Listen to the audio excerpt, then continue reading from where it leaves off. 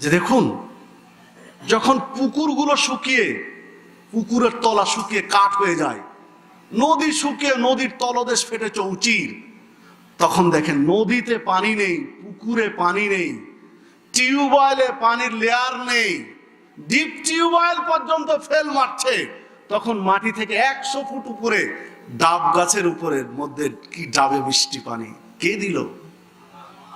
সুবহানাল্লাহ, আল্লাহু আকবার। আল্লাহর কোন নিয়ামতকে অস্বীকার করবেন? আজকে সকাল থেকে সন্ধ্যা পর্যন্ত আল্লাহর যে নিয়ামত আপনি ভোগ করেছেন, এগুলো গুণে শেষ করতে পারবেন না। আপনার মাথা হ্যাং হয়ে যাবে, কত নিয়ামত দিয়েছেন একটা দিনের মধ্যে। যখন পুকুরে পানি থাকে না, নদীর পানি শুকিয়ে যায়, ডিপ টিউবওয়েলে লেয়ার ফেল মারে, গভীর নলকূপ ফেল মারে, তখন দেখেন গ্রীষ্মকালে ডাবের কি সুন্দর মিষ্টি পানি, ঠান্ডা পানি। এত নিপুণ ভাবে আল্লাহ সৃষ্টি করলেন মানুষের জন্য। হাইরে মানুষ ও এগুলো সন্তুষ্ট হতে পারলো না। কোনগুলো খাবে? খাবে ওই বিড়ি সিগারেট জর্দাগুলো, যেগুলো কুত্তাতে খায় না। কুত্তাতে যেগুলো খায় না সেগুলো খায়।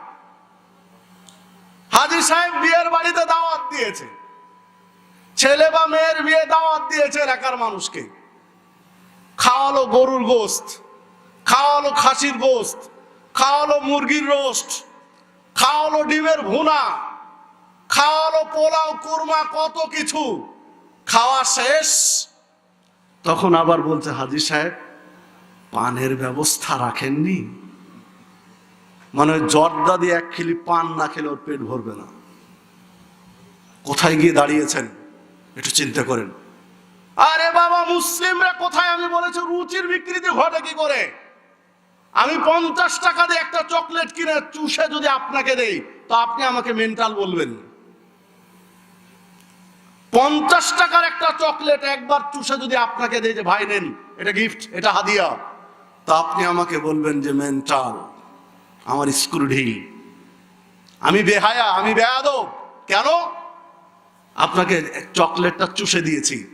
50 টাকার চকলেট একবার চুষে আপনাকে হাদিয়ে দিলে হই আমি বেয়াদব। আর আপনি আরেকজন বিড়ি চুষে আপনাকে দিচ্ছে, আপনি হলেন সভ্য। এক বিড়ি 10 জনে চুষেন, আপনার লজ্জা হয় না? আমি যদি বেয়াদব হয়, আপনি হলেন গ্রেট বেয়াদব। আমার কোয়ালিটি আছে বেয়াদব বলে, আপনার কোনো কোয়ালিটি নেই।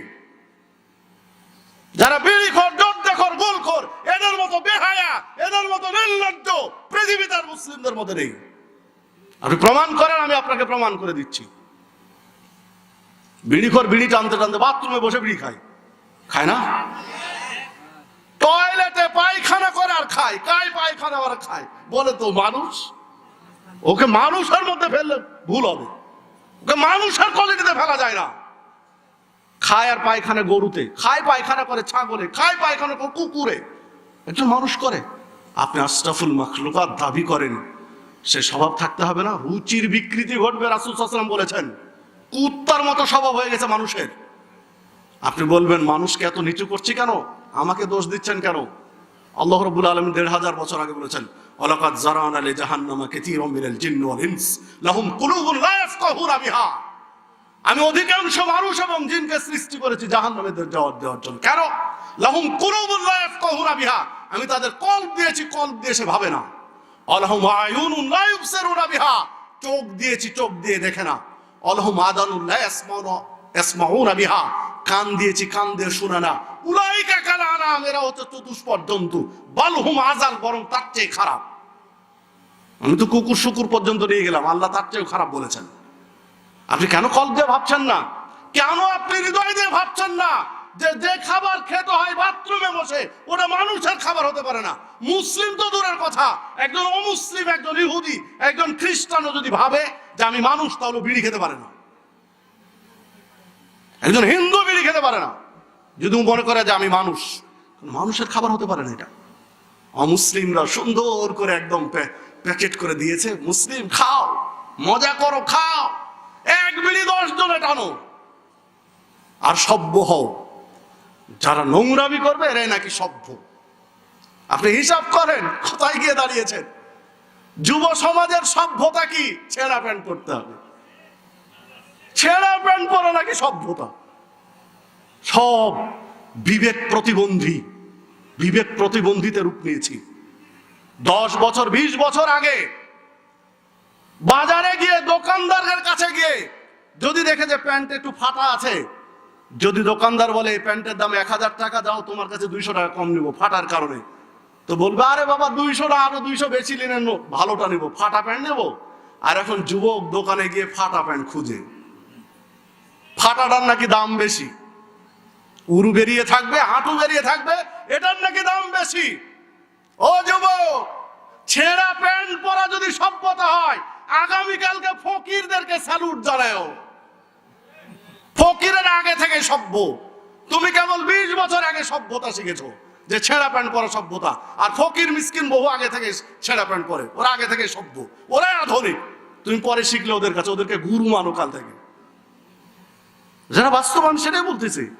অমুসলিম জগৎ কি ষড়যন্ত্রের জাল বিছিয়েছে। ছেঁড়া প্যান্ট পড়তে পড়তে আগে ছেলেরা পড়া শুরু করেছিল, এখন মাশাআল্লাহ মুসলিম ঘরের মেয়েরা পর্যন্ত ছেঁড়া প্যান্ট পরছে। আপনি বুঝতে পারেননি কেন ছেঁড়া প্যান্ট পরাচ্ছে। আগে যুবকদেরকে মগজ ধোলাই করেছে যে আধুনিক এটা সভ্যতা, এবার মেয়েরা পড়ো। আরে মেয়েদেরকে যত নগ্ন করতে পারবে যুব সমাজ তত নষ্ট হবে। মেয়েদেরকে যত নগ্ন করতে পারবে পুরুষ তত নষ্ট হয়ে যাবে। আল্লাহ সাল্লাল্লাহু আলাইহি ওয়াসাল্লাম বলেছেন, মা তারাকতু বাদি ফিতনাতান আদাররা আলার রিজালি মিনান নিসা, আমি পুরুষদের জন্য নারীর চেয়ে বড় ফিতনা রেখে যাইনি। এটা আমার কথা নয়, সহিহ বুখারীর 5096 নম্বর হাদিস, সহিহ মুসলিমের 7121 নম্বর হাদিস, মিশকাতের মধ্যে পাবেন 3086 নম্বর হাদিস। 1500 বছর আগে আল্লাহ সাল্লাল্লাহু আলাইহি ওয়াসাল্লাম বলেছেন, পৃথিবীতে মহিলারা পুরুষের জন্য সবচেয়ে বড় ফিতনা। একজন পুরুষকে নষ্ট করার যত হাতিয়ার আছে, সবচেয়ে বড় হাতিয়ারের নাম হচ্ছে নারী জাতি। সেটাই করেছে।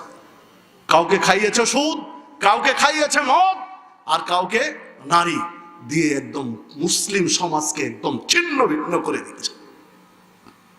এক শ্রেণীর মানুষ সুদ ঘুষে আসক্ত, আর এক শ্রেণীর মানুষ মদ জুয়া গাঁজায় আসক্ত, আর এক শ্রেণীর মানুষ নারী নিয়ে আসক্ত। মুসলিম সমাজ ছিন্ন ভিন্ন, অথচ আপনি আমি টের পাচ্ছি না, ভাবছি না, কিছুই মনে করি না। কি যদি ছেলে মেয়ে ছেঁড়া প্যান্ট পরে বাড়িতে আসে, হাজী সাহেব বলে আধুনিক যুগ ওরা এক একটু করবে। জি, এই অষ্টা করেছে অমুসলিম জগৎ, কিন্তু আপনি আমি বুঝিনি।